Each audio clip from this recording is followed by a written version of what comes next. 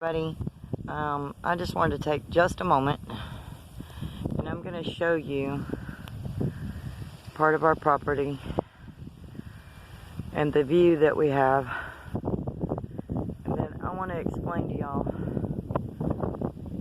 most of where we came from. Tim and I had been out there in the rat race. I worked as a parole officer. I worked corrections as a correctional officer. I also worked in social services. Now, anybody that knows anything about social services or those prison jobs or being a parole officer knows that you work a whole lot of hours that you don't really get paid for, and you don't get a lot of family time. So last year, look at this sunset back here. So last year, I started having more health problems again, that was making it harder and harder to put in all those hours. I have MS. It causes me a lot of issues with my back, sometimes my balance. I have severe migraines, and it was just too many hours. It was too much strain on my body. It wasn't handling it well. Tim, on the other hand, bless his heart, he worked so hard. Without him knowing it, I bought this farm, and there's, going back this direction, is about another 80 acres. Across here you'll see about another 20, and then across here until you get to the road. But this view is phenomenal. Now, when I found this farm, and I'm just going to keep kind of panoramicing it here. When I found this farm, the grass was about 6 feet high, all over.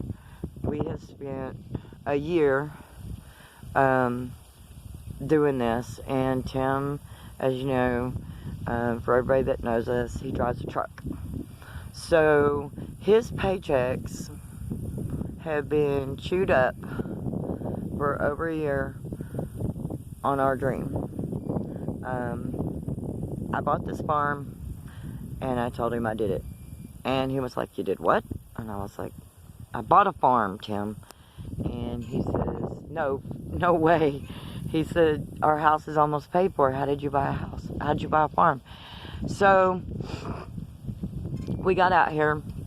He was mad at me for quite a while, and it took about maybe 3-4 months before he would even come look at it. And I was already driving back and forth from Texas to Oklahoma, coming up here. I'd already left my job. I was bringing the kids. We spent the whole summer up here, doing a lot of cleanup work. Like right now, it's really pretty out here. The whole farm was covered in junk. The house itself has had hoarders living in it, and it took us until about December to actually empty and clean out the house. We knew we were going to need new floors, new plywood. What we didn't count on was once we took the flooring up, that all of the joists, the floor framing, was rotten. So over the last year, we have been steady working at getting the floors replaced. We're having to take all the flooring out. So our house has been open to dirt under the house. We've gotten most of that fixed. Our floors are closed up now. We've retrieved our animals out here. We've made the move. We are just still trying to sell. Thank you, pandemic. Trying to sell our home in Texas. When Tim came up here the first time, and I had told him how beautiful this was up here and how peaceful, and he was like, "I can't believe you bought a farm." And I was like, "I did, because I've dreamed of this for over 20 years.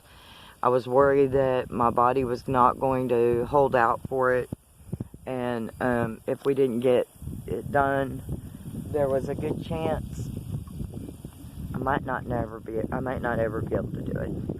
I'm not sure if I could physically go back and do the 60 plus or whatever hours a week anymore, because I stepped off somewhere in country time. Okay, this is so peaceful and so calming out here. And one day we'd been here maybe 4 months, and I felt myself go, and I feel like that was the turning point of the change from being hustle and bustle, go, go, go, go, go all the time, you know, shuffle the kids, get them up for school, get them off to school, get a little bit of sleep, do my homework for school, because I'm working on a master's, which I have actually not been working on now for almost a year. It was just hustle, hustle, hustle all the time. Go, go, go, go, go. Pay bills, go, go, go, go. And I stepped off into country time. And this, even a year later, is still phenomenal to me. The first time Tim came up here, he's an early bird, and I came out one morning, and he was sitting out here staring at this view right here. And I said, "Hey babe, what you doing?" And he said, "I'm mesmerized." And I said, "Really? How long you been here?" And he laughed at me. He goes, 4 hours. I was like, holy crap. So he has just, since he's been up here for his breaks in between on his truck driving, we have had a lot of work, a lot of hard work's gone into this. It's nonstop because it was a junkyard. We've hauled out so much garbage.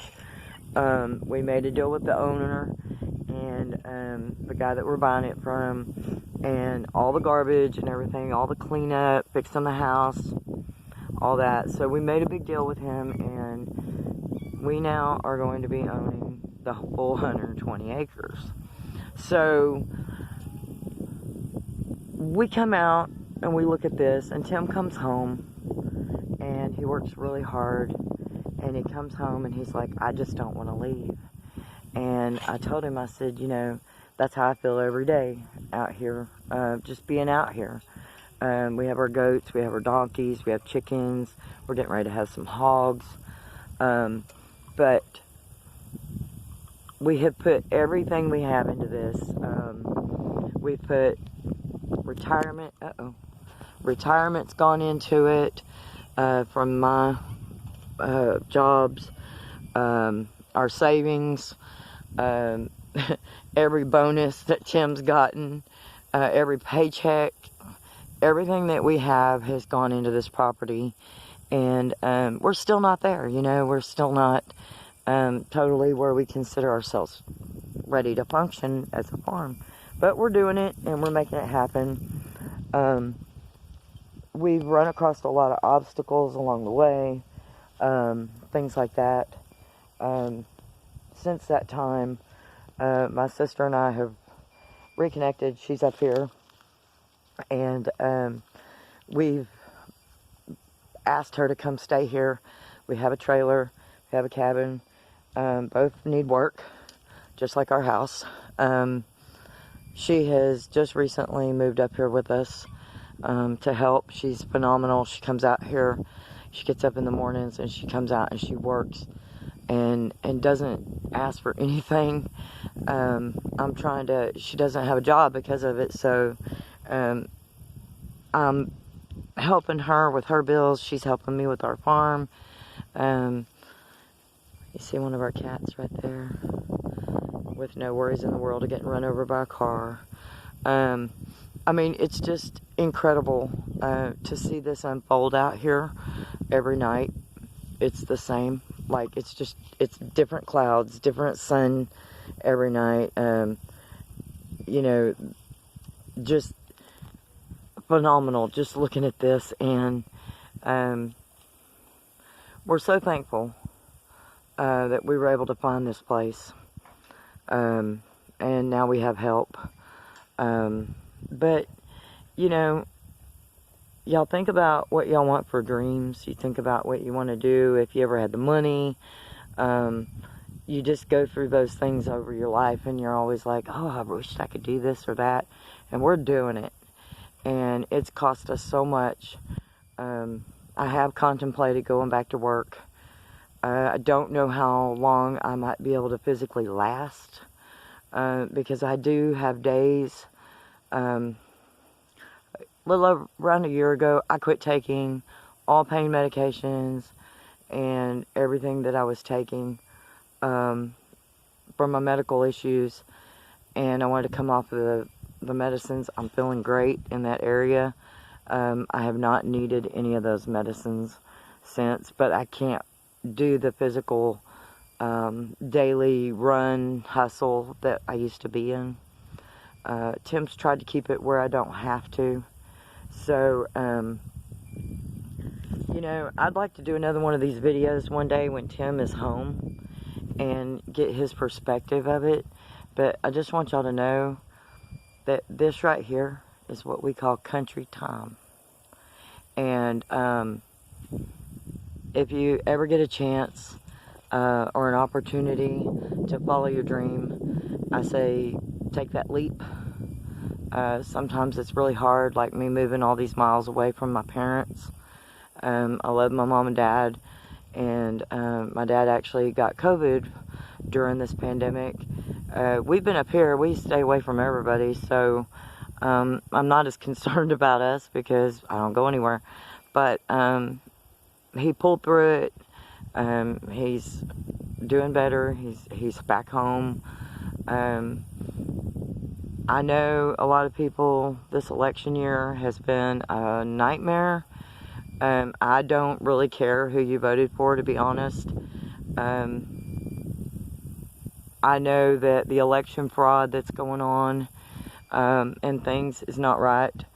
I hope and I pray that they are able to completely go in and get accurate numbers for what the election really should be, without the poll watchers that were restricted and the ballots that mysteriously showed up, and all the people that entered things into machines that Pelosi owns, the software on, that have glitches that are switching votes from one party to the other, because all lives matter in this country, guys.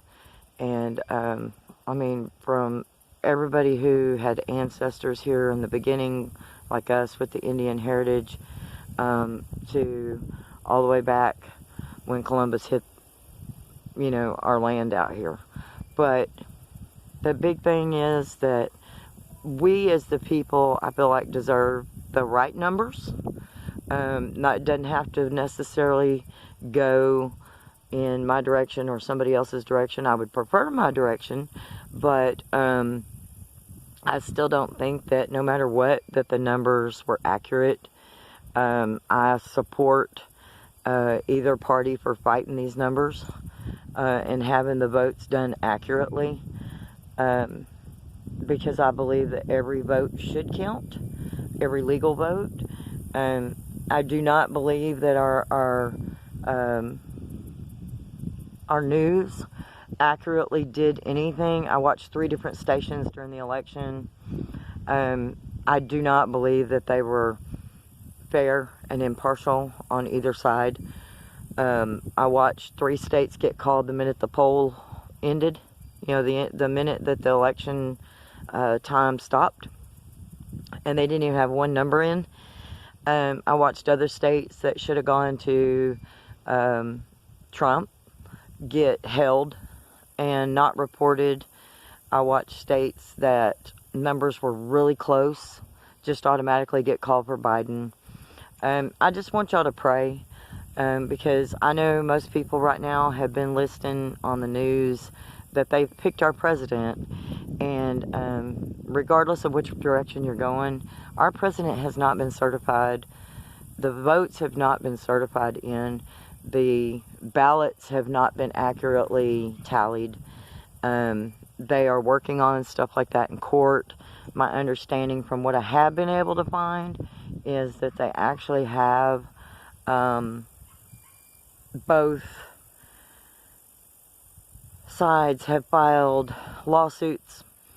I have no idea why the news would call a winner when the polls haven't, the actual voting numbers have not called it. So y'all just pray for our nation. And I encourage people to not cause any more disruption. Let's try to have a peace like this out here. It's just so peaceful, and try to get a peace about that when the accurate numbers come in, whoever our president is, that we stand behind it. I do not approve, regardless of who wins, of how they've referred to our current president, that they are going to drag him out kicking and screaming. I think that if the numbers support that he lost, he will leave. And if the numbers support that he's staying, I believe that he will stay. I believe that if he's supposed to leave, when the numbers come in for all 50 states, and the machine glitches have been fixed, and they call it glitches, but that's a hack, guys.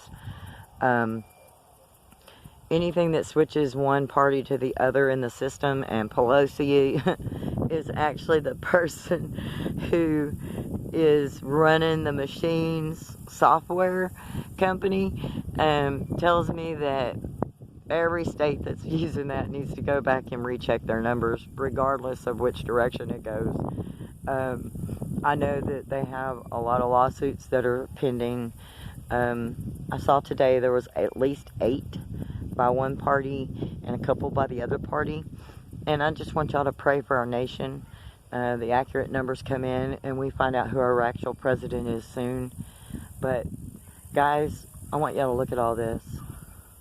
This makes it so hard for me to even think about the distrust in our election process when I'm looking at this, and my husband is out there working his butt off, just like many Americans.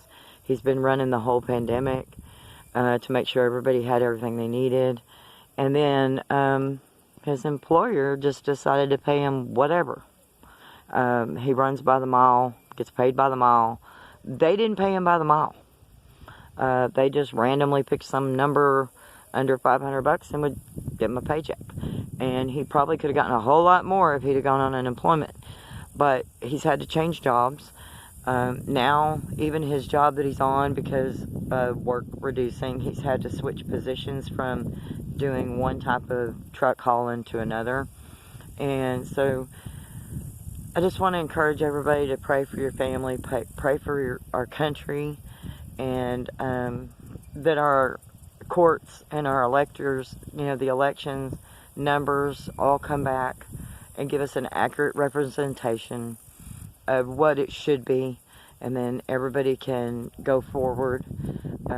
I honestly believe that regardless, there was a lot of fraud in this, and it concerns me that that's the kind of stuff they do in third world countries, not America. And I'm American. I don't know about you guys. I hope y'all feel like you have that pride of, I'm American, But I spent so much time in social services and working with convicted felons and everything over the years that this just really kills my heart that in our own country we're having to worry about whether or not the numbers are right, or that our media is not representing things correctly. I watched a news article last night concerning some Philadelphia numbers and the statement about the software problem. And then I found the actual recording of her statement during that particular news conference. They were totally different. Our media actually clipped out and edited it and made it sound like it was human error, and it wasn't. That's not what she said. What she said was they were they were checking it to make sure that it was a software glitch or a software problem and not a human error. And they actually referred to the fact that they are going to do actual eye-to-hand counting of the ballots. And I don't know about you, but I think that's the only accurate way to do it if there's a problem with the computer. So you guys pray for our country. Pray for these type of things right here so that we can have our dreams.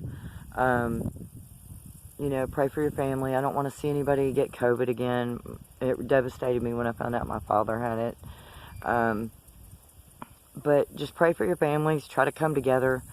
And let's try to not fight against each other over political beliefs. And at the same time, we need a fair count of numbers. I am still totally baffled as to why they would announce on the news that we have a winner when legally we don't have a winner. This happened back a long time ago. I think it was Bush and Gore or something, and we had to wait. We just had to wait. And I feel like this is the calm right at the moment that the storm is on the way of rolling in, you know, but either way, we need to have that peace. We need to know our actual numbers. We need to know that my vote counted, that your vote counted. We need to know that everybody who really went and voted, whether they mailed in their vote, whether they sent in an absentee ballot, whether they went in person, whatever the case may be, we want to know that our vote went to the person we voted for. And that's what America should be standing for. So, y'all have a good night. I just kind of wanted to give y'all some background on our country time out here. And y'all have a blessed day. Good night, guys.